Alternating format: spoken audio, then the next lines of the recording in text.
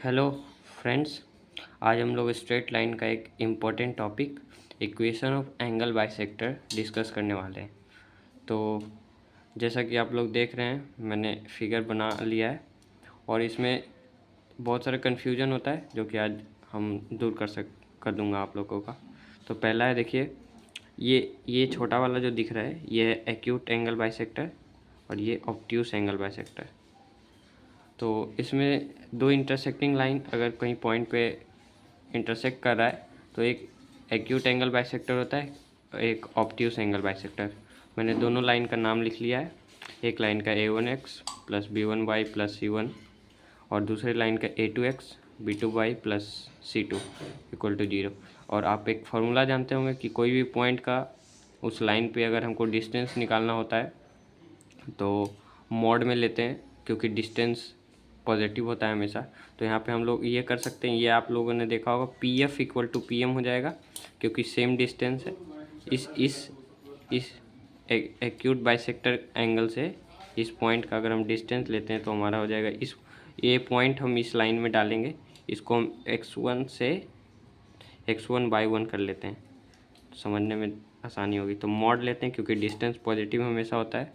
तो यहाँ पे A1, पहले हम ये लाइन लेते हैं, A1x1 plus B1/1 plus C1 और रूट में हम लोग लेते हैं रूट अंडर A², इसका कॉफिशिएंट प्लस इसका कॉफिशिएंट। तो रूट अंडर A1 का square plus root under B1 का square.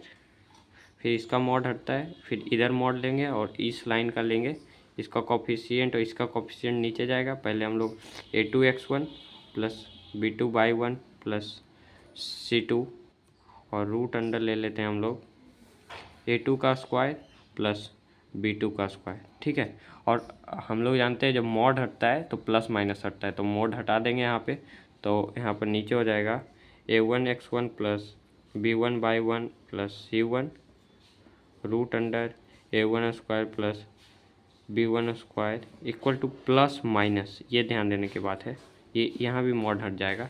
A2x1 plus B2y1 plus C2 root under A square plus B2 square, ठीक है।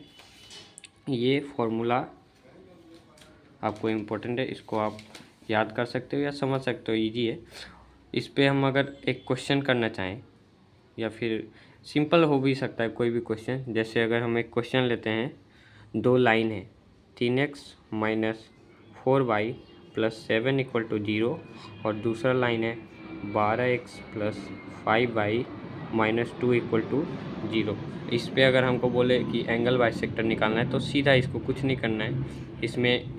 और अगर पॉइंट हमें नहीं भी दिया हो तो डायरेक्ट हम इसका कर सकते हैं, जैसे 3x माइनस 4y प्लस 7 और ये दोनों का कॉफिशिएंट हो जाएगा 5 इक्वल टू प्लस माइनस, और ये लेंगे 12x plus 5y minus 2 root under 12 और 5 का रूट का स्क्वायर होता है 13, ठीक है। इसको ये कर लिया, उसके बाद एक प्लस के साथ और एक माइनस के साथ सॉल्व अगर हम लोग करते हैं तो डायरेक्ट मैं आंसर लिख रहा हूँ। तो डायरेक्ट एक आंसर आप अगर प्लस के साथ कीजिएगा तो 21x प्लस 77y और माइनस 101 आएगा। और दूसरा जो होता है 99x माइनस 27y प्लस 81 आएगा, ठीक है। इसमें एक और समझने की बात है कि अगर हम प्लस और माइनस क्यों लेते हैं, तो दूसरी बात ये है कि जब हम कभी इसका कंडीशन होता है, जब हम अब जेई में क्या होता है कि कभी क्वेश्चन आपको सीधा सीधा नहीं पूछेगा, डायरेक्ट नहीं पूछेगा कि इस एंगल का हमको बाइसेक्टर चाहिए, वो पूछेगा कि हमको एक्यूट बाइसेक्टर चाहिए और ऑब्ट्यूस बाइसेक्टर। तो ये क्वेश्चन बनता है कि हम कब ऑब्ट्यूस और एक्यूट कैसे निकालें। तो कंडीशन होता है, पहले आपको लाइन के कॉफिशिएंट जैसे C1 और C2 दोनों है, इसको 0 से बड़ा कर लेना है, पहला रूल है। दूसरा रूल जो बनता है, हम दोनों लाइन के इसको एक्स वाई के कॉफिशिएंट को, जैसे A1 A2 plus B1 B2 अगर ये ग्रेटर रहा 0 से तो एक्यूट के लिए हम माइनस लेंगे और ऑब्ट्यूस के लिए हम प्लस लेंगे। और A1 A2 plus B1 B2 अगर हमारा निगेटिव रहा एक्यूट के लिए हम प्लस लेंगे और ऑब्ट्यूस के लिए माइनस लेंगे। इसी तरह आप हर एक क्वेश्चन एंगल बाइसेक्टर से ये कर सकते हो। और जेई में ये जेई 26 में आने की संभावना हो सकती है क्वेश्चन, क्योंकि ये बहुत डीप नहीं है, बट कह सकते हो कि एक इम्पोर्टेंट टॉपिक आता है स्ट्रेट लाइन का। लोग इक्वेशन ऑफ स्ट्रेट लाइन पे ही निर्भर कर पाते हैं, लेकिन छोटे छोटे टॉपिक है जो कि मैं हमेशा आपको लोगों को प्रोवाइड कराता रहूँगा। और इसी के साथ थैंक यू।